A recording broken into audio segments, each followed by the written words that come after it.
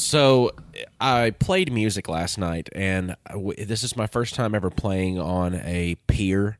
The problem with it was that it was a 250-yard length dock that I had to walk down to, transport the music equipment from the van to the place we were playing. My brain can only see that as 2.5 football fields. It is 2.5 football fields, and I walked that 10 times if you include it going back and forth. So I had 5 trips. That means 10 times up and down it.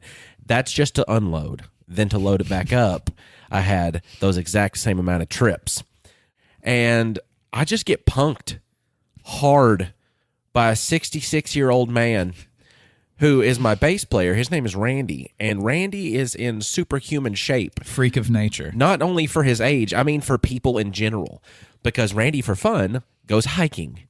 And he goes on like 16 to 20-mile hikes per day when he's moving at a good pace. He's 66 years old. And we're moving this music equipment, and I'm like, my pace is slowing, and I'm getting like sluggish and winded, and here's Randy just skipping along, just 66 years old, should be retired and old and grumpy, but he's just, I'm more athletic than you. I think Randy's the closest person to a real-life superhero that we know. Honestly, I've never seen somebody with such superhuman endurance.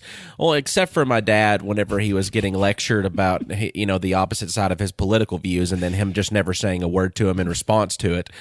That's another superpower for sure. Gosh, just having super strong political views and being able to choke them down long enough to just say, oh hell, or you're not going there to see the people that might be around you. Hell, you're just going there to see us play music. Maybe one day when we're 60-something years old, we'll be superheroes. I think if I've made it to 60-something years old, then I would consider that a superpower. That's a superhuman feat for all of us if we make it into our 60s. If we can make it through this next hour, it's going to be a superpower. That's what I'm thinking.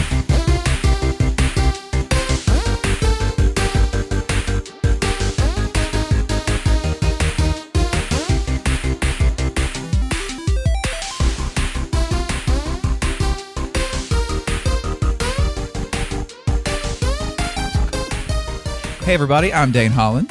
I'm Austin Shazam Pfeiffer. I'm Marcus, Am Electric Man. I'm Austin Tiny Zen. And we're Nerded Through the Grapevine, the podcast where 4 best friends gather weekly to talk about our favorite parts of past, present, and future nerd culture. And we're, like, crazy about something right now. Yeah, we're all, or at least, well, I don't know if... I used up all of my free beta trials, and I'm not paying money for something else. So I've known about AI for a long time, but it's one thing to like know about the potentials and everything, but then we get on MidJourney, which is like this neural network that produces artwork mimicking the great artists of our time, of all time, and it's just kind of mind-blowing. So it's put me down this rabbit hole, and now I've went to DALL-E 2, and it can produce some crazy, crazy, crazy images based on just prompts from, things you type in the computer, like 90s photo of a cat in New York City. Boom. And then it's there, and it's going to give you several different options. You can re-roll it. It's nuts. If you haven't seen it, just go look at it. But we've all been playing with it, and it just brings up some very interesting philosophical kind of questions that I would like to talk about too, but at the same time, some of it's just really funny, like Darth Vader as a 9-year-old soccer coach, girl soccer coach in a huddle, like trying to pep them up. This is the MidJourney one, is the one that we've all been using. Yeah, like we've been using MidJourney, yeah. But DALL-E, if you get on the Reddit, well, and you can get on Reddit's MidJourney too, or MidJourney's Reddit too, right, and just see what other people have been making, which is just as fun for me as making my own stuff. Yeah. Well, it also inspires you as to what the capabilities of your prompts are going to be. Because if you're looking at it from like, just whatever my stupid brain's going to come up with, let's see what it's going to come out. It's not always going to be exactly what you're shooting for. But if you're looking at all those other people's prompts and you're realizing how they got to where they got, then you can start using some of those prompts to get more designed what you're looking for. So it kind of teaches you, based on what other people have had success with. Mm-hmm. Scares the absolute shit out of me, honestly, just because of some of the photorealistic stuff that they've been able to do, at least on MidJourney. I've not dealt like with the DALL-E 2. Well, see, DALL-E 2 to me is going to be much better at producing like a photoreal picture, whereas MidJourney seems to be more charged towards the artwork, like mimicking Da Vinci, Salvador Dali, which is what DALL-E was named after. But I'm talking about MidJourney. I know it's confusing, but Yeah, so MidJourney's better at like making artwork that you like want to hang up in your room or something, but Dolly is like, it's so strange. Is it better for warping your reality as to what could be real? It will literally create realistic looking human faces, like people that don't actually exist, but you're looking at a photo of them. You know, that could be something very dangerous, actually, too, because in the world of catfishing, and I'm not talking about like the kind where you like noodle and you stick your whole arm down the catfish's mouth. That's a wild world, yeah, too. Well, also, headlines. Think about that. Like, Dolly is literally producing images of like archaeologists finding massive skulls buried in the ground. And it looks like a photo. It looks like a photo of them digging up massive skulls. Yeah, and it's really hard to, just from the few that I've seen, I mean, it's hard to depict like what is reality, because you're looking at those pictures and you can set it into historical settings too, because I mean MidJourney covered a little bit of that, but that was mostly like for fun. Like you could have pictures of like demon clans fighting against Nazi soldiers and stuff like that in a World War II era style photo.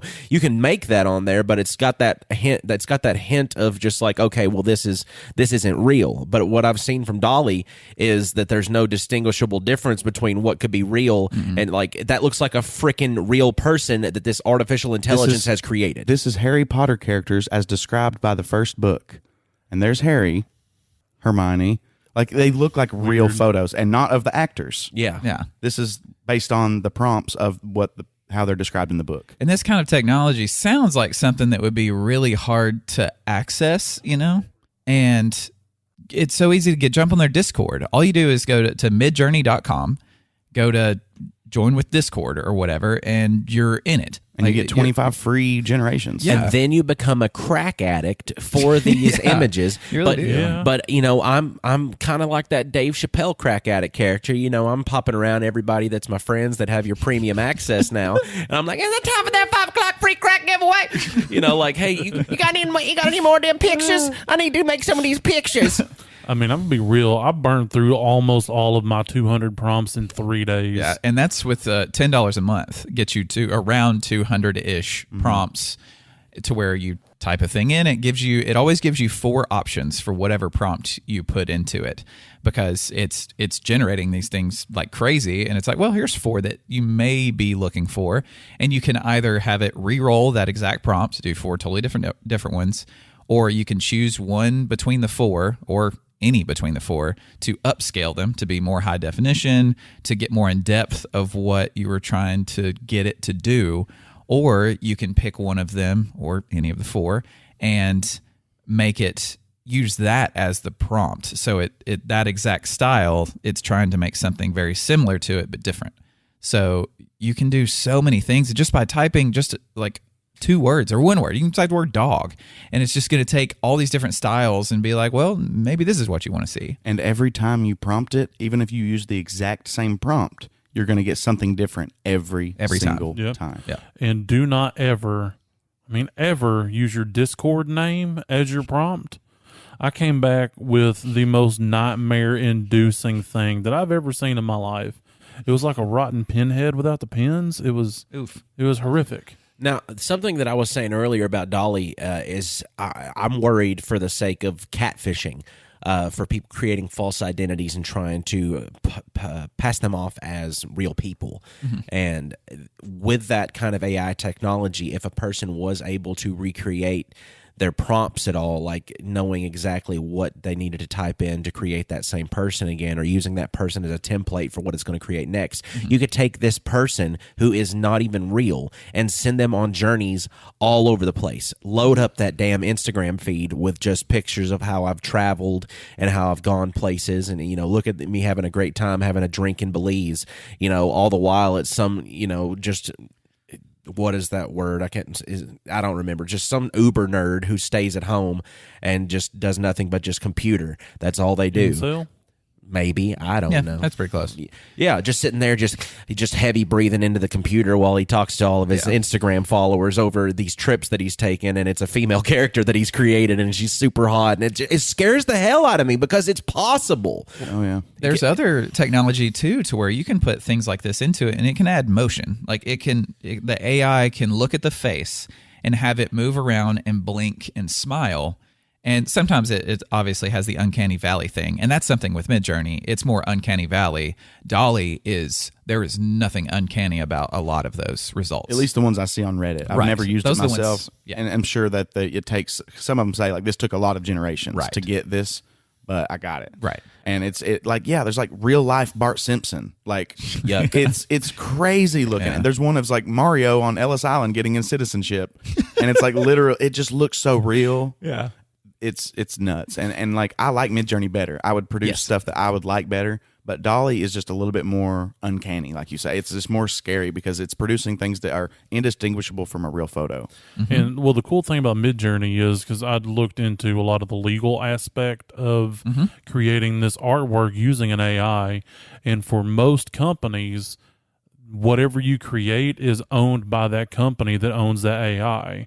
MidJourney, they decided that as long as you're not a corporation that makes over $1 million a year, that you own whatever you create. And if you make over that, you have to buy a corporate package. So that's the really cool thing about them. Whatever you make belongs to you, that you can resell and hang on your wall or do whatever you want with it. Whereas most of them, it doesn't belong to you, and you can get in big It's legal things doing that. It does have the scary parts of it, of being able to do all these things that people can do insidious things with. But for me as a designer that's not the best artist, like I can do art, it takes me forever and I don't have the motivation to ever do it. I'm more design minded. I no longer have to worry about the art. Like I can just type in a random thing that I'm thinking that would be good in something I'm designing, and I can get an unlimited amount of things to use. Like And ideas, yeah. Ideas, yeah, and you can see all these other users' prompts that they use to see what results they get. So you can take portions of that prompt, say the style is what you want, the what it contains isn't. Like maybe the figure in it is not what you're looking for, but the style is. So you take all the prompts from what they used in the style, plug it in with yours, with your own prompt, and now all of a sudden you have that whole style. And like I'm making a board game. I have been for a while, and the art has been one of the hardest parts about it because I don't have the money to pay an artist to do it for me, and I could do it, but it takes forever. And now But a computer can do it in seconds. it can do it in seconds, and I can own it, like Tiny said, because like I'm not going to make over $1 million, even if I do sell this thing. And I own the artwork. I'm not the artist, but I'm the designer of the prompt for the art. And there are some subreddits I was looking up about how people are posting like, here's some artwork I made. Like they're saying, I made this. And then it's this weird line of, did you make that? You didn't make No, it. you didn't make it. And then You prompted it. Exactly. Well, and that's you did, but you didn't. I'm gonna play a little devil's advocate, because if you hadn't have crafted this prompt, that AI would not have crafted said image. Well, it's just like if I were to tell an artist to paint me something, I didn't make that painting. The artist made the painting. Like this is an AI that's the person with the brush. It's like you're the idea. You're the seed of the I idea. I understand. Yeah. I mean, it's kind of like flip a coin. It can kind of go either way on to whether or not you created it or you didn't. It's in my gonna mind. get to a point where it's more blurred. But right now it's like they said, if you do like Dane Holland X MidJourney, like that's a good way of saying like this is how I created the art, but it's me in collaboration with MidJourney. Right. So I'm the designer. It's the artist. MidJourney's the artist. Exactly. And that's where, because I'm not the artist. Like all I did was words. I could write down those words on a piece of paper, and that's the same amount of work I did in MidJourney. Without MidJourney, I created nothing. Yeah, it's almost like its own medium in a way. Yeah, kind of. I mean, But not and exactly. It's all but- digital art. Yeah, that's the medium. here's another interesting thing. So it's like if you type in Alex Gray, Salvador Dali, if you type in these artists' names, it will mimic their style. Mm-hmm. So, what about those legal implications? Like, these artists some I would imagine are going to get kind of pissed off and be like, oh, well, now people are just generating art in my style. Right. But their Perfectly style- attuned to them, and it has nothing to do with my vision and my image, which that's all an artist is about. Which you can't copyright a style of art either. I guess not. It's just the exact works you make. And in MidJourney, no, you can't get the same result twice. Like the exact same Right, result right. cannot appear twice because it's all AI generated. Like it can't pinpoint that exact thing and recreate it. So there is this odd thing of whenever you do make something, like Tiny, you were mentioning, you didn't like how you can put a prompt in, get the artwork, and then other people build upon that, and they just kind of start screwing with your idea. That's something with MidJourney. They're like, everything you make, everyone can see it. So they're like, this is a group, this is a community collaborative thing, but you still are, quote unquote, the owner of that original piece because the other people can't make it again. Like every single thing it makes is a one-off. Is unique, yeah. And that's this whole thing where people are talking about NFTs, because NFTs are these one-offs of these digital files. And like a lot of NFT companies are going to be using something like this because everything it makes, there's only one copy of it, like one original copy of it. Everything can be, copied and pasted. But it's another interesting thing about it because like you've been trying to do these prompts with something to where you're like, I want this thing, but I need it just so close but different. Yeah. And you want to be able to recreate maybe the middle of it, but the border be different, and without the skills of another program like Photoshop. Right. See, that's where this isn't an exact replacement for designers and artists. You're still going to need some skill to go around it, to build upon it, to make it something extra special. Yeah. But as far as like if you want to just print something random to throw up on your wall, like you no longer. It's a weird world for artists. Like I'd like to get some word from actual artists. But here's the thing too. They have allowed, at least with MidJourney, they've allowed people to vote on certain pieces to train the AI even better, like for faces and things like that. So like, right now it has a hard time making hands and legs. Like, so if you want to design a character, it's going to look really cool and it's going to give you lots of ideas, but it's not going to have any hands or any legs. I created a couple different versions of Shazam in like medieval times, or Shazam in like an Elden Ring kind of character scenario, and I did notice that the face was always like what you were saying, like uncanny.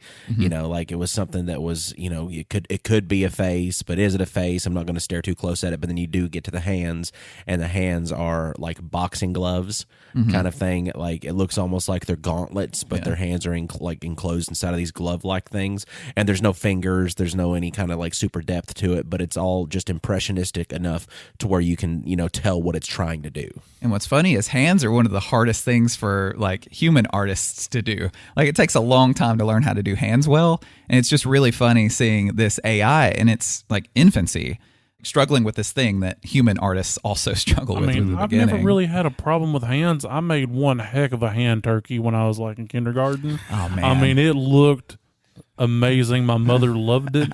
She hung it on the fridge, and she told me she was proud of me. You knew right away you were going to be a famous artist if you wanted to. I didn't want it. See? Until now, until recently, but now I do kind of want it. You had the talent, though. I did, and I squandered it.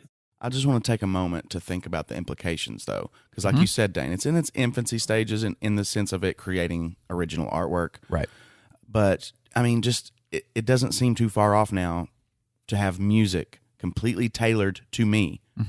And there's already like 10-hour-long compilations of AI-generated music now. So, I don't know. It's like in the future, we'll be able to be like, what do I want to watch tonight? Power Rangers, Dragons, High Fantasy, Shazam versus Superman with dinosaurs, enter. And then a completely unique TV show that you have tailored playing in your living room. But in colonial times. Right. See, there we go. Okay, well, yeah. So what would your dream movie prompt be, Dane? Jeez, man. Just to get Power Rangers 2, like the new Power Rangers movie, but a second one, because I'm probably never going to get that. And I really enjoyed it. So like with the right prompt, I could get my sequel that I've always wanted, or everybody that wishes the sequels for Star Wars didn't happen. It's like, well, make your own now. Or like your favorite human artist, like you type in the song name plus like a couple descriptors, bluesy, dark, moody, jazz, boom. And then you get a new one every single time. You'll never hear the same song twice again. And as far as like screenwriting goes, if you can, plug in this screenplay that you've written, say like my Tenacious D2, the Trials of Rock, and what if you could type in or plug in that screenplay, that script, and it could actually make a movie based off of what you've plugged into it story-wise. It's not that far-fetched anymore. And No, not at all. And here's another thing, too. The way that 3D printing is going and the way that they can have so many different materials used in 3D printing to create pretty much whatever you want to have. I mean, the next step is going to be the artificial intelligence that is now going to be inside of these robots, grafting themselves a human suit to put on based off of an artificial intelligence generated image of a person that never existed, and now they're walking among us. Well, and think about a little less tinfoily. How dare you? How dare you, of all people, tell me to get less tinfoily? You described the rise of robosexuality, and I'm in it to win it. But like, they're already using MidJourney and things for architecture. So think about it. AI will be building our buildings at some point, or at least designing them. Yeah. And there's already talks of like self-replicating factories and things like that. So like machines that can self-replicate. Like that's not too far off either. No. So the human race could be populated within 40 years with the walking, metal endoskeletons. This should be our prompt. This should be our prompt for MidJourney. Go. There you go. What metal endoskeleton covered in human skin? It'd be like the Terminator, except less sinister until they decide they want to take over. You have to make sure to include the 3 laws of robotics that'll keep us safe, at least according to iRobot, until it, overanalyzes and decides that we're too dangerous to live, and so they're going to kill us for our own good. So it would be that same kind of system that the robots on iRobot would look like, except it'd be covered in human flesh that was 3D printed. So it's a synth flesh. And this is something that we're tiny years skilled enough to be able to get this MidJourney bot into the Discord for the podcast. Yeah. Yeah. So at some point we can get that into there so that way everybody else can see what it can do. Yes. Because it's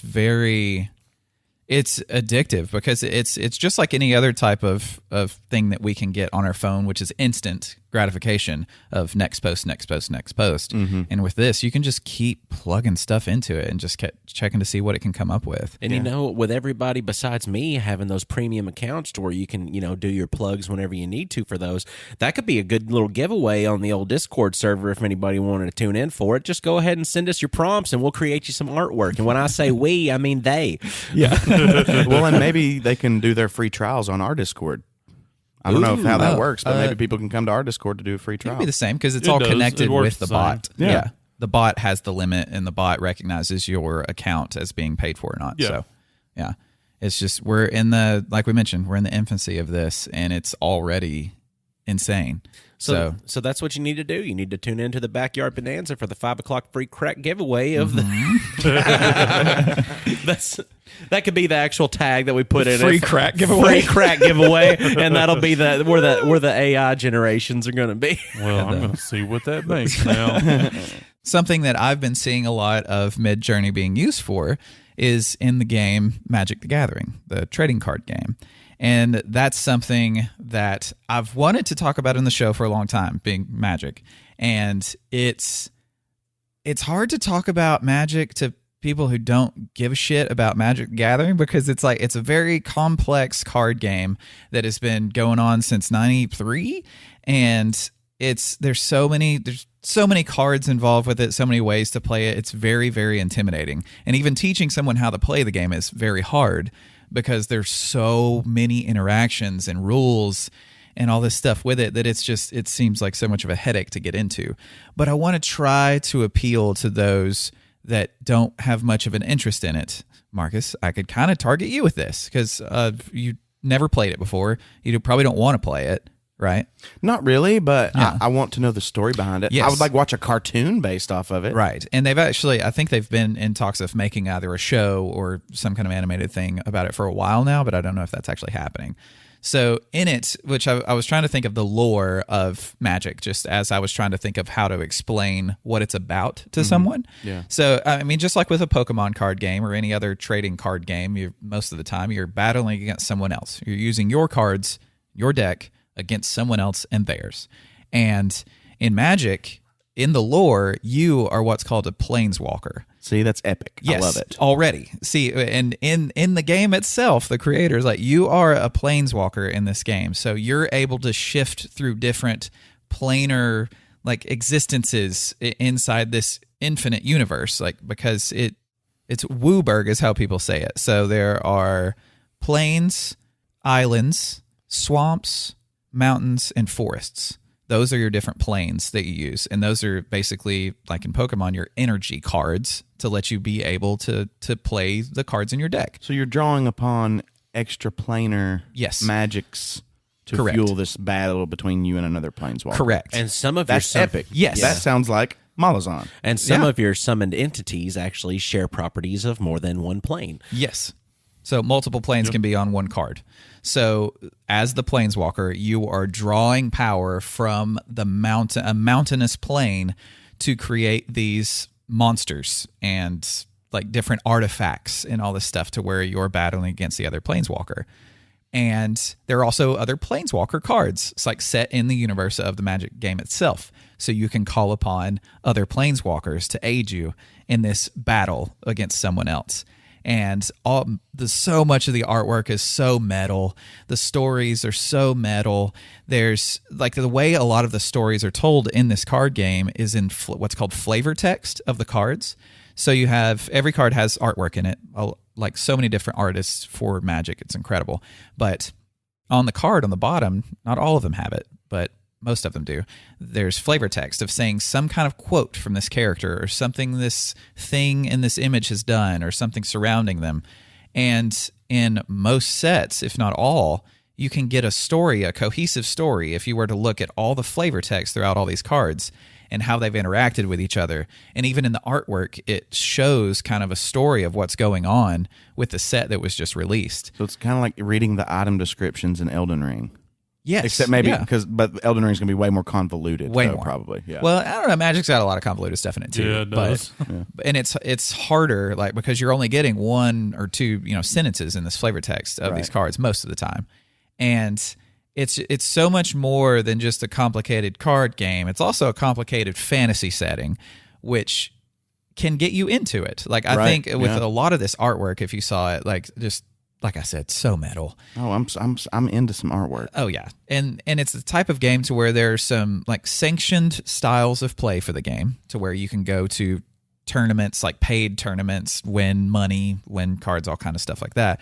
But also in the community, they've created types of games that aren't sanctioned by Wizards of the Coast, which owns Magic, and a lot of people play these other types of games because you can play it however you want to at your kitchen table. Like the Unhinged set? The Unhinged set is great because what it is Wizards of the Coast themselves have made these sets that are like solitary, like within themselves. You can't play most of the cards in other styles of games. Like that, so they're crazy. The one that's going to be coming out soon, you can actually take this card that has stickers on it and put the stickers on an inanimate object in the room, and that thing is now a creature you're able to use in the game against someone.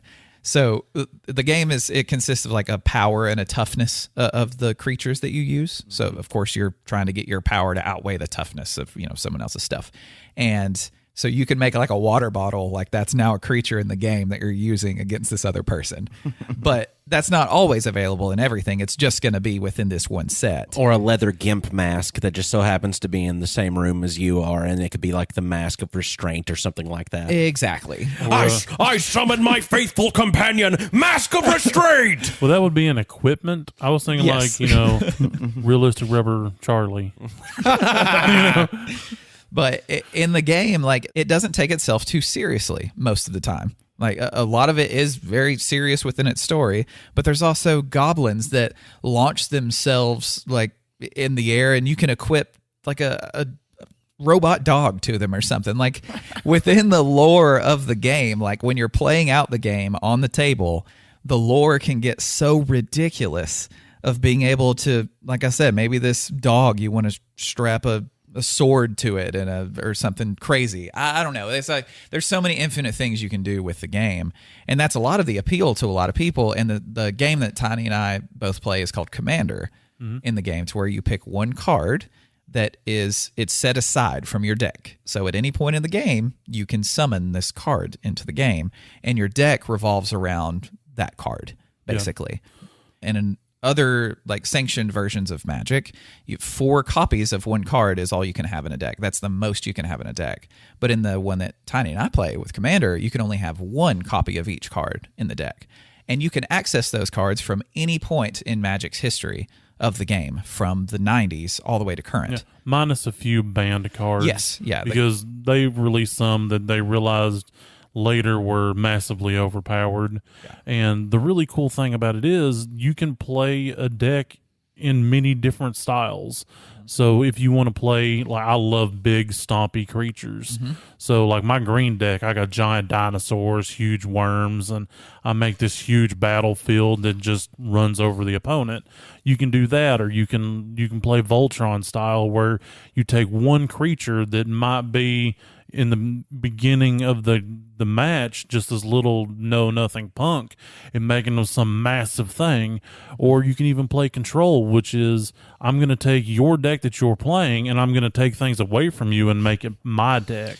Yeah. Or you can even play mill, which is I'm going to make you draw all your cards, and once you draw all your cards, you lose. So there's many different ways to play even within one sanctioned style. Now, the swamp deck has a lot of like the zombie characteristics and stuff like that to it, and those were always my favorites to play, because if you get a good zombie swamp build going on, there's a lot of necromancy, there's a lot of card summoning from your graveyard and everything else like that, so you're able to actually, a lot of times, not only summon from your graveyard, but you can also take from your opponent's graveyard as well, to where you can take crucial cards from their graveyard that they've had and they've used and use them to your advantage. I mean, there's a lot of stuff like that, and it almost feels like cheating sometimes, just because of how, like, you get a good strong swamp deck built, and it's going to just be like, regardless of what the other player does, oh, they've eliminated this creature, but you've activated this card that allows me to summon this two times over in its strength. You know, it's real OP if you do it right. That's what's so cool about Magic, is the customability of it. Like, you can take someone that, like, maybe if you hear like the dinosaurs and zombies aren't your thing, well, what about cute little squirrels? What if you want to have an army of squirrels? Yes, which I've made before. A deck consists of only squirrels, and your goal is to overrun this person with dinosaurs and zombies and warriors and Voltrons, like, with my little army of squirrels. And you can do that. You can do whatever you want within the game. My favorite deck that I've come across, a fellow from the Command Zone built it. He called it Bear Force 1. It's all just bears, just all the bears. Bear Force 1. Yeah. It's amazing. Oh, yeah. So if the idea of the game kind of is intimidating because of how massive it is and how all the words that we probably just used to describe some of these like concepts of the game, it can be as easy as finding a card that you like the artwork in it and make an entire deck revolving around that. And it may not be a good deck at all, but you may have a lot of fun playing with somebody else. There's a style called jank. It's where you just make a deck that is shitty on purpose, but it revolves around an idea that you think is fun. And so a lot of people will make these very weak decks together, and they work like against one another, because I'm not building something to win on the second turn. I'm building something for us to have fun for the next hour and a half playing a game of Magic with each other, because I wanted a deck made of only men with beards. Every single card has to have a beard in the artwork. And I can do that if I want, because it's the type of game that is so friendly to so many different ideas, meanwhile also being very intimidating for being how massive it is and for how long it's gone on. So if the mechanics scare you away, look at the artwork, look at just the lore, and I think there's a lot of things that will be enough for you to be interested in finding someone you know that plays Magic, or going to a local card shop, because a lot of times, most of those I feel like are very friendly towards new players, to where they're like, let's try to teach you this game. Because, well, A, that's another customer that can come in and buy a bunch of stuff, because this game can be very expensive. Yeah, it can. But it can also be very cheap, depending on how you want to go about it. So, I mean, you can even buy 1,000 card lots off eBay. That's how I got started. Yeah, exactly. For like 10, 15, 20 bucks a piece. Here's 1,000 cards that I can build at least one okay deck with. Right. So it can be as expensive or or as inexpensive as you want. And the great thing is they incorporate other things across the nerd spectrum. Like they've come out with one D&D set. I think they're coming out with two. Okay, Yeah, 2 now. they're gonna come out with a Warhammer 40K set Very soon. So if you're fans of other IPs, they sometimes get incorporated in, so that can help bring you into it. Next year is Lord of the Rings, Marcus. They're going to have a Lord of the Rings thing. So if I ever get you into Magic, that's going to be the time to do it. So if you wanted some simple arithmetic to kind of explain the dynamics of the game, you could take your Pokemon card game plus Dungeons and Dragons style lore plus Yu-Gi-Oh style playing equals Magic the Gathering. Yeah, just smash them all together. Smash it all together into one that's Big Mac. You know, it's got them 3 pieces of bread in there, so it's going to keep everything locked and contained. And if you ever want to get interested in it or something like that, hop in the Discord. Just ask us. Like me and Tanya would be happy to talk to you about it. And I'm sure there's other people in the Discord that also play. So it's a very Wizards of the Coast wants the game to be extremely inclusive for everyone, and I think they've done that successfully. Just don't take pictures of butt cracks whenever you're going to any kind of We've tournament. already covered that one Because they don't enjoy it Don't when like you that. post pics of cracks No. on anything. Nope. I mean, free crack giveaways. I mean, come on. That's one way to do it. Now, I want to kind of dedicate my segment to my mother because I'm going to talk about one of her favorite series of books. And my mother's no longer with us. And it's just a way to connect with my mom. And these books are super entertaining. They're written by Janet Evanovich. They are the Stephanie Plum novels. Now, this is a massive series. Like, Malazan's what, 10, 12 books, Marcus? 10. Well, just the main You series. got the main series. Well, Stephanie Plum is like 30. Dang. But they're only like 250, 300 pages. So they're not that hefty. They're not super intellectual books. They're just fun. They're more along the lines of thriller, kind of mystery, but not really thriller, but also with some funsies thrown in. They're based around Stephanie Plum. She is a bounty hunter. If any of this sounds familiar, there was a movie made based on the first book called One for the Money. She was a buyer for E.E. Martin, which in the books was like a underwear, lingerie kind of retailer. So she started off just buying these same products for these stores. Well, due to things happening, she gets laid off from that job and she finds herself needing money. Well, her cousin Vinny owns a bond company. And she's desperate, and she knows Vinny's into some weird stuff that he doesn't want his wife to know about, but she found out. So she blackmails him into giving her a job. She originally went in to try to be somebody that did the filing, clerk type job. Well, that was already filled. So she gets to just kind of looking around and sees how much money the bounty hunters make. Because a bounty hunter, if they have to go retrieve somebody who has failed to appear in court, they get 10% of the bond. So if you was arrested and your bail was $10,000, it's $1,000 that you have to pay to get out. And if you don't appear, then they have to retrieve you. Then they get the bounty hunter gets that $1,000. Anyway, so she talks him into it because, obviously he doesn't want his wife to know about his weird proclivities. And so she's in a predicament of, now what do? I talked him into it, and now I have no clue. Well, the lady that's the clerk hooks her up with this guy named Ranger. He's your basic, movie style, just badass ex-special forces Army Ranger guy that's done this for 1,000,000 years and knows all the ins and outs. He's essentially like a Hispanic Batman. Oh, damn. I was hoping you would say like he had a long blonde mullet and a can of mace. No, he's definitely a Hispanic man in this book, and he's freaking cool. So she hooks up with him. He goes by the name Ranger. That's a street name. And he kind of teaches her some of the tricks of the trade, gets her a handgun, gets her set up. Like, here's the tools you're going to need. And she's just really bad at this job. She bumbles and stumbles all the way through. She'll find the person and they'll get away. And she's like, well dang. Yes, Marcus? She doesn't become competent throughout 30 books? I've not made it through 30. She gets better as the story goes on. Okay? So she just stumbles her way through 30 books. That would be me. Yeah, I mean, that would be funny for sure. I've read a few of these. I started over at the beginning, so I'm in like her infancy in this. Okay. But I have read some later on where she gets better, but she's never great. And she picks up these interesting sidekicks to help her out along the way. One of which is her old grandmother who goes to funerals because she's like, I want to see who's in the box just to make sure it's not me. It's pretty great. One of my favorite of her sidekicks, her name is Lula, and you meet her early on. It happens in the first book. It's not really a giveaway, but spoiler for it if you wish. Oh, I'm not reading any of these, so you can go ahead and spoil it all. Blast off. Well, she was a prostitute. Big, hefty black lady that was just very sassy and just awesome. Well, through a series of incidences, she's no longer able to work the streets, and she ends up getting the filing job that Stephanie originally tried for. Well, she hooks up with Stephanie on a few of her adventures to get these criminals. And one of my favorite quotes from Lula is, Stephanie asked her, well, they're chasing this 70-something-year-old man. What are we going to do when we find him? Well, I'm going to grab that motherfucker up by the balls and cram his ass in my trunk. It's like, no, don't do that.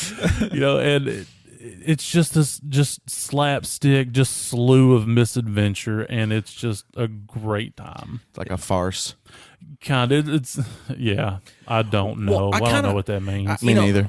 I kind of like the idea of instead of her being one of these people that jumps into a job that she finds she's automatically got this, she's very good at. Like, oh my gosh, I never knew I was supposed to be a bounty hunter. This is my true calling. It's just like, I got to do this shit to eat.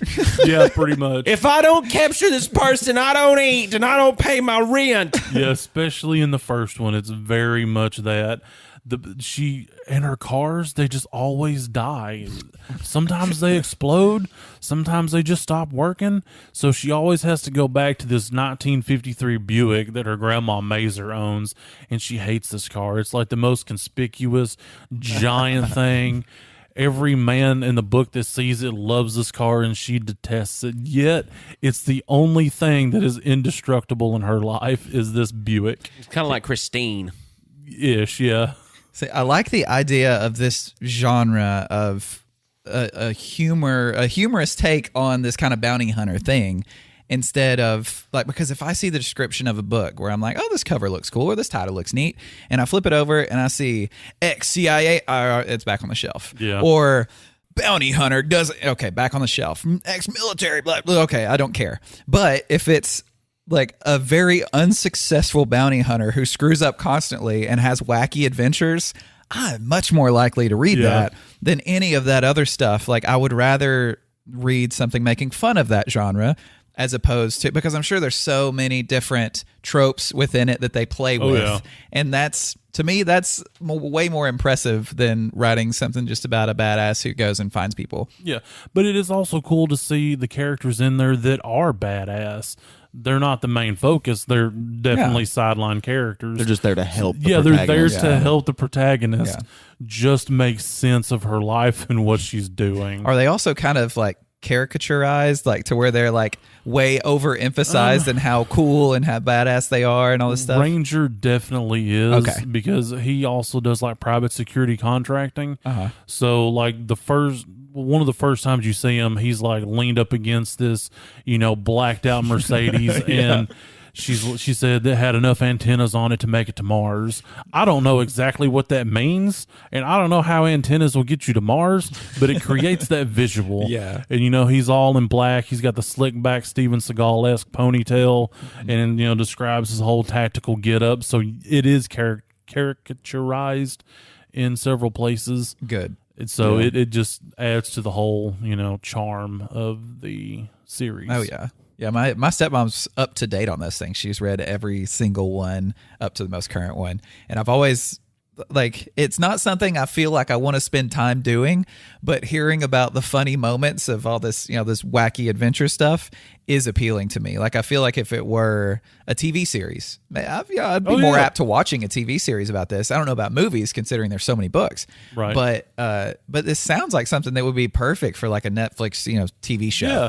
Yeah, it would have to be done kind of like House, where it's kind of episodic. Yeah. Even though there is a through line in the stories, but yeah, it has that kind of feel to it. It would make a pretty decent little TV show. Like standalone episodes, kind of. Yeah, almost like you could almost take 1 or 2 episodes per book and have plenty. Oh wow. Yeah, because if you wanted to do it the same way Amazon Prime did with that, what was it? Was it the Jack Reacher show? Yeah, because Jack Reacher. It's a book series. Yeah, it's a book It's a series. giant book series too. And what they've done with the Jack Reacher series is they've made him, a very believable character on there, even though he is over the top like he is in the novelizations. Like it's something that wouldn't be your stereotypical human.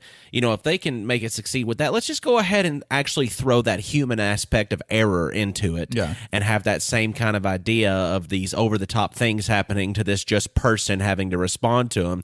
It's just like, say just me getting thrown into a kitchen, in a big restaurant and saying, okay, you got to make this work, chef. Like that, that's a nightmare for me. That is an absolute nightmare for me. So I'm sure reading through something like that would kind of, transcendentally put me into this situation to where like, okay, now what's my brain going to do? Like, how am I going to react to this? Because she's having to go through the exact same thing. It definitely has that kind of feel because at the point that I'm at, she's having to hawk her only belongings in order to survive to capture her first failure to appear. And of course she's like, ooh, I get 10 grand for this one. I want this one. I don't want the little piddly ones because I need that scratch. Yeah. Because my car just got repoed. So I got this horrible, beat up Nova that's like the worst car in the entire world. And these novels take place in New Jersey as a frame of reference. So it's real in the city, and she always has to go to like the worst parts of town, and she's an attractive lady, so she gets those looks and those interactions from people, and she's trying to be taken seriously, and it just doesn't always work out for her. I like the idea of that. Yeah, definitely. definitely Way more than the stereotypical other, stuff that would be in this genre adjacent situation. Right. Yeah. And the movie itself is okay. If you've never read the books, you'll probably enjoy it.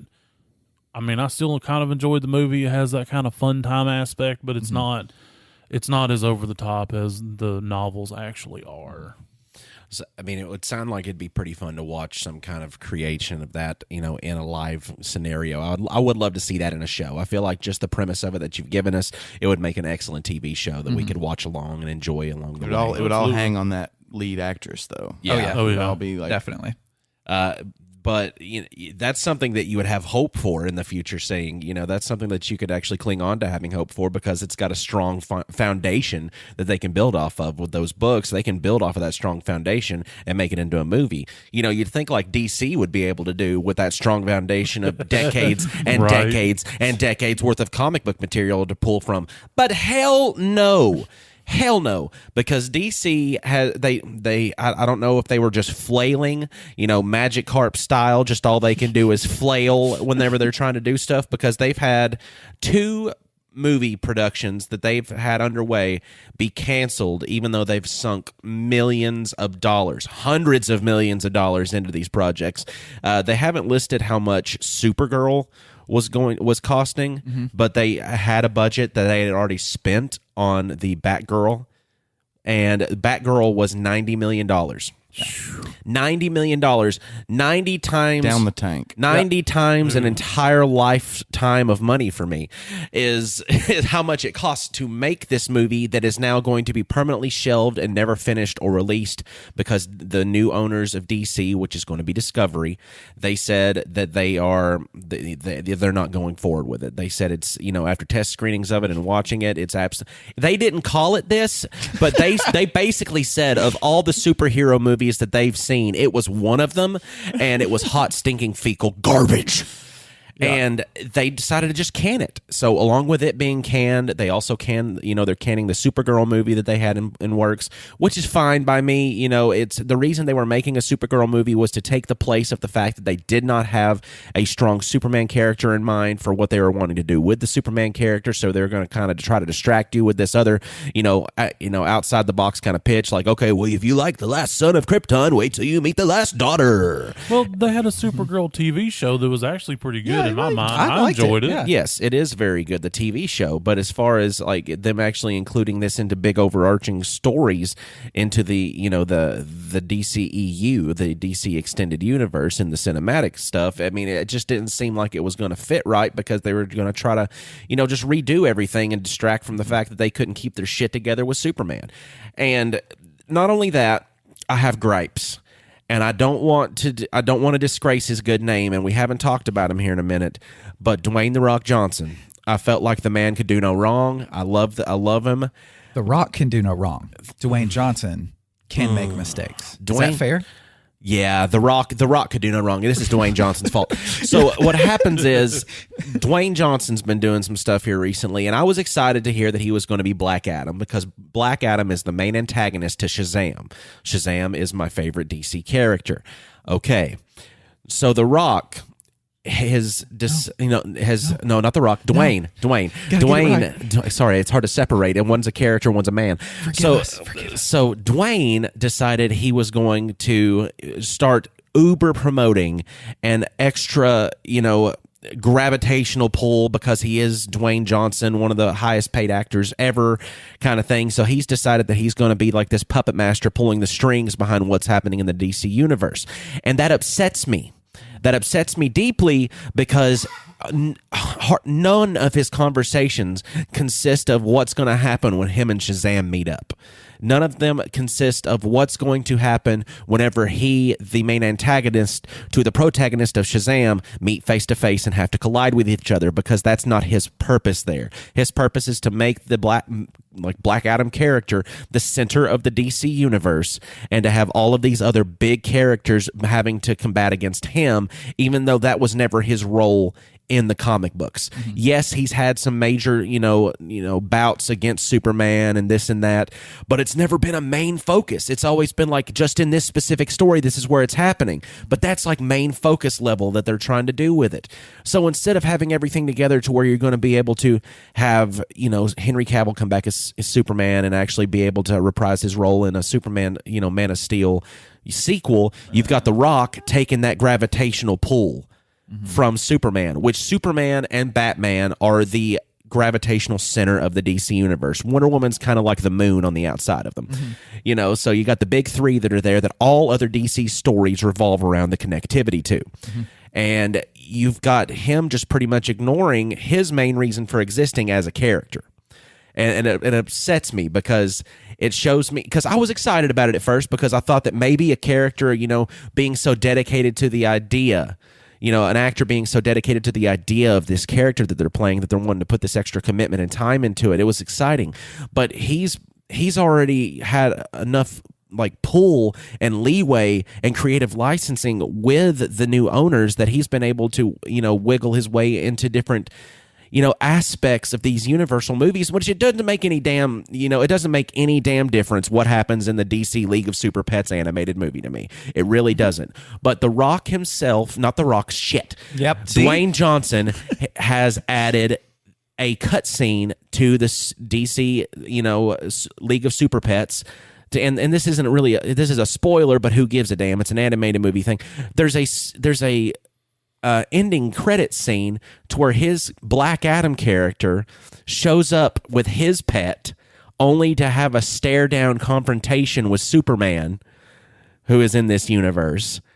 And that's what he wants. He wants Black Adam versus Superman, and it to be a main focus of this battle of DC epicness. Yeah, when I saw the first promotional images, it was Dwayne speaking, and he was like, the power level is going to be different now that I'm here in the DC universe. Yeah. He was just basically sizing up all the other heroes. And there was this emphasis, he wanted to take out the greatest superhero. He Superman. does. And here's the thing. In all the iterations that have happened of that, you've got Shazam partnering with Superman in some way, shape, or form to take down this character. There was always an extra number in the equation that Dwayne is completely ignoring because he wants it to be mano-y-mano. He wants it to be, Superman versus Black Adam, Magic versus Might. He wants this to happen, and that's not the way that it goes down. And it just kind of draws a little bit of, and I'm a little bitter because it draws some spotlight away from Shazam. And I feel like that was a very strong DC movie. It was a very comical movie. It was fun. It had some superpower action in there as well to give me that fix. But it was overall a good experience. So why not be able to focus on one of the successes that they had as opposed to being able to just like draw out these what ifs? Like they had a success. Why not build off of that? Shazam 2 Fury of the Gods is coming out 2023. Oh, by the way, everybody, everything got pushed back again. So here's something that has been announced by Discovery. They are rebooting the entire universe. I was going to say that. They're rebooting the entire universe, and they've already put it out there that they're rebooting it all with the Flash movie.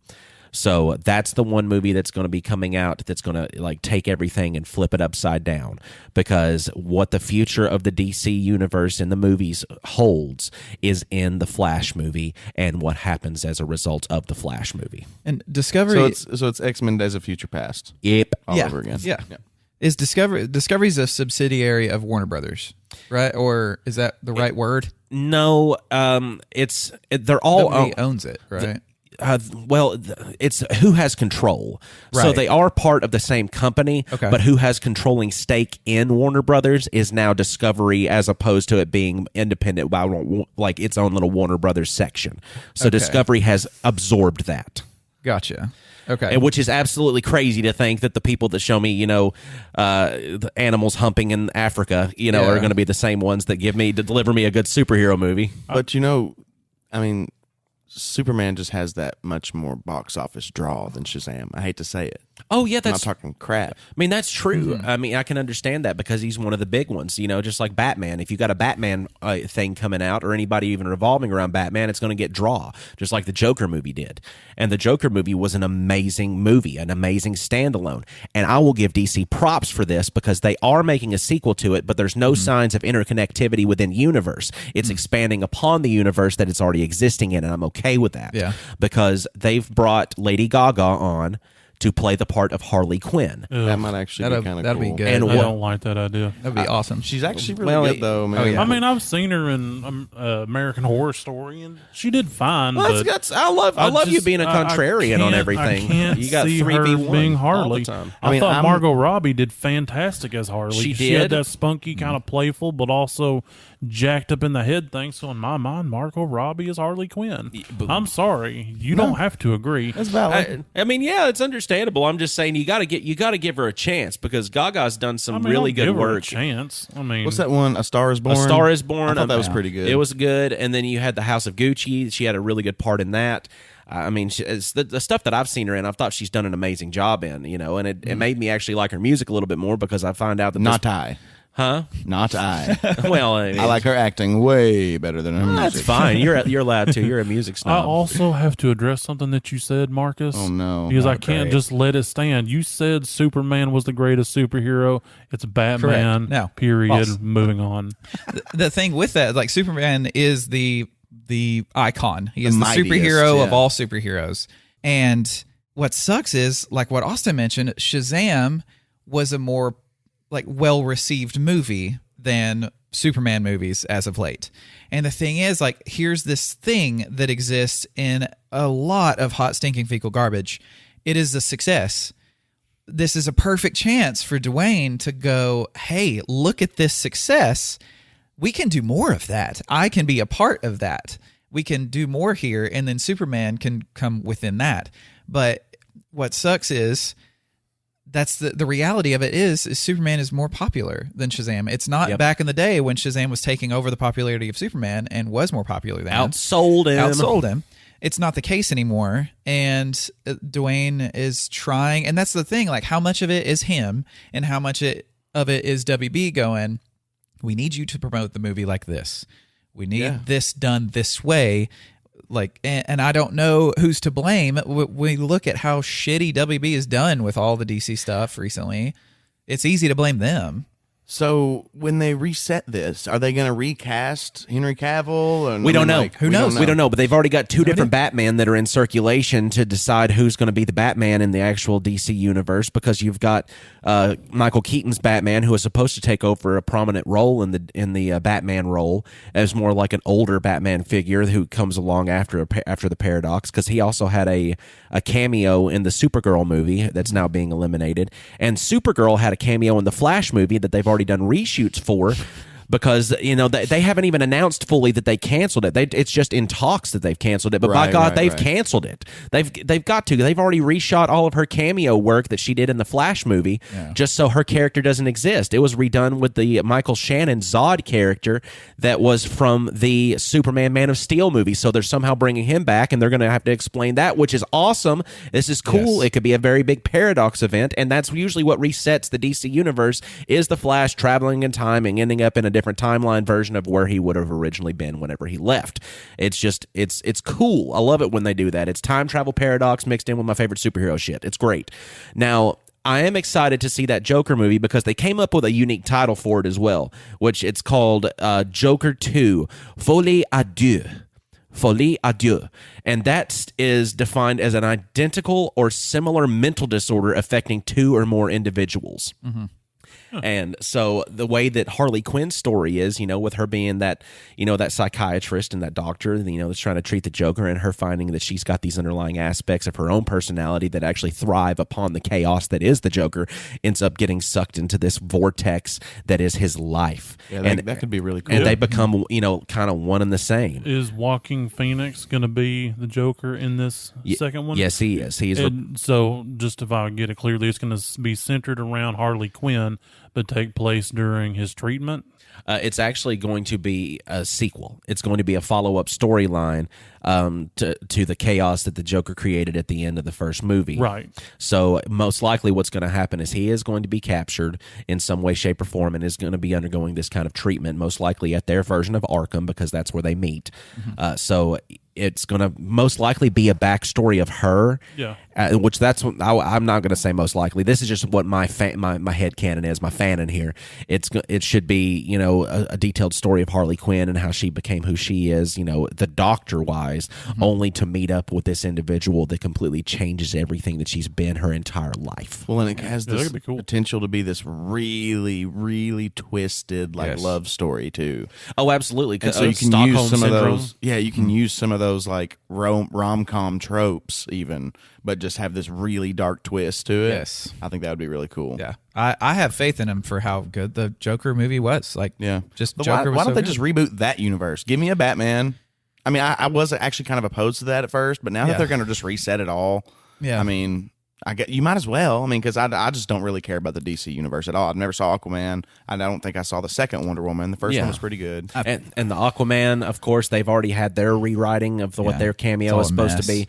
It was supposed to be Michael Keaton's Batman having a cameo in the Aquaman 2, and it was, they had that disaster. I know. It's all a disaster. Just nothing's right. It's like somebody came into this really cool looking puzzle that you've got laid out, and then they decided to put white out on a bunch of the pieces, and figure that shit out.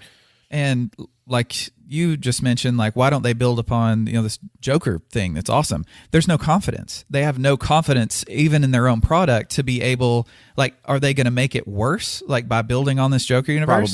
Probably. Yeah. That's the thing. Like they kind of have to right now because the state of things around that movie, they kind of have to keep it isolated. They just got to get organized, I think. It's all a mess, and they're trying to build everything off one another, and now all these other movies have so many reshoots, cancellations, character changes, like all this other stuff that it's another case of Marvel did it, let's do it, but they do not have a single duck in the row. Right. They don't even know what a duck looks like. So most of the Marvel characters had like continuity in the sense of casting. Most of them. Some of them were recast and stuff between movies. Yeah. But they weren't the big ones. It's just like, okay, well now this guy's the Hulk instead of that Edward We Norton accept crap. it. Moving on. Right. And like we'll just forget that one ever existed. We'll just sweep that one movie under the rug, not like 7 movies. Right. Yeah. Well, I mean, like with the Hulk, they made like what, 4 of them? I think they made like 2. Banner. You had Norton. Yep, 3. And the newest one. Yeah, which the newest Hulk never had his own standalone anything. So they were just going off of what was the preconceived notion of Norton's Hulk, and then they're like, all right, you already know what happened with the Hulk because here's a different character playing him. Yeah. Gotcha. DC can't do that. Now, DC has got a list of actual movies that are left that are still coming out. So those are including Black Adam. That's going to include Shazam 2, Fury of the Gods. That's going to include Aquaman 2 and the Lost Kingdom. That's going to include The Flash. That's going to include Blue Beetle. Who? Blue Beetle. He's a fun character. He's a fun little side character. He's not really a B grade because he kind of is in a lot of the main storylines for stuff. But it's a really cool aspect into checking out what kind of alien technology mixed in with human scientific brain can be inside of the DC universe. It's really cool. Then you've got things that are in development, like Joker 2, Wonder Woman 3, Batman 2. Which that's going to be a build off of the Robert Pattinson Batman movie. Of course, it was a success for them as far as critically rating and audience approval and stuff. My brain hurts. But not all of these are even going to be in the same universe. Like they're all releasing these properties, but some of them are going to be so they're just like, standalones. okay, we've already put money into these movies. We're going to release them, but we don't want to release these because they're going to make us look bad. And that's smart though, as far as the way that they're doing stuff, So because it's just like- they're strengthening their standalone stories by releasing sequels that revolve around those standalone stories. Ideas without having to involve a massive overarching universe. Awesome. Cool, because they do that in the comic books all the time. Yeah. You've got your overarching storylines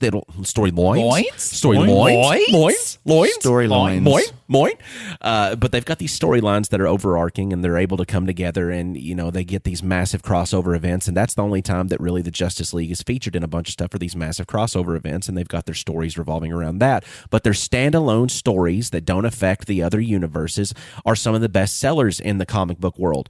And why not take that and make it true in the movies as well? You don't have to have the same formula as Marvel, to where from the get-go you had the expansive universe already being created.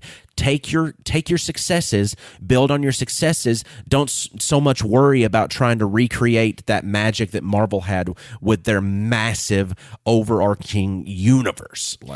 I was doing okay holding my pee-pee in my body until you said loins, and I'm about to wet mine.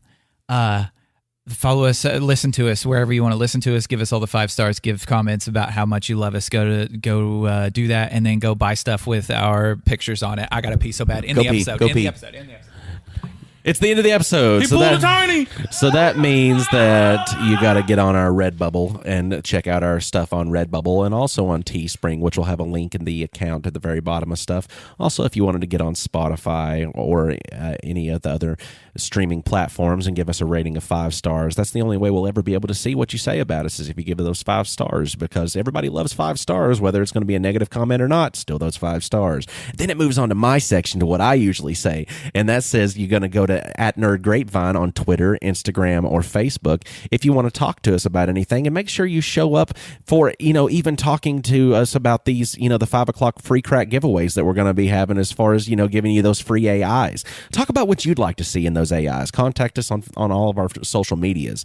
And if you wanted to donate a little bit to the cause, you can get on Patreon, look up Nerd Grapevine, and be able to give us a donation and receive a shiny holographic sticker with the Nerd Through the Grapevine logo on there, as well as content that is not available openly to everybody automatically, such as Grape Flavored Gaming. And if you wanted to make sure that your friends are in tune with everything going on, just because there's a lot of stuff, we're very spastic brain nerds here, so make sure that you include a disclaimer with everything that you're talking about when it comes to Nerded to the Grapevine, because if you don't, that might cause their brains to experience a little bit of... I'm gonna try a radio voice too, because that is what he did through the entirety of those segments. Also, you forgot Teespring. We're on there. I'm not really good at radio voices. I'm just going to cut that off right now. Did I do a radio voice? You did. You Awesome. did. I appreciated it. And then I got a little jealous, especially when I mucked it up so bad. But you can find us on Discord. There's a link in our description. We've got meme channels, and I'm going to be putting the MidJourney bot on there, apparently. Thank you all for making that decision for me.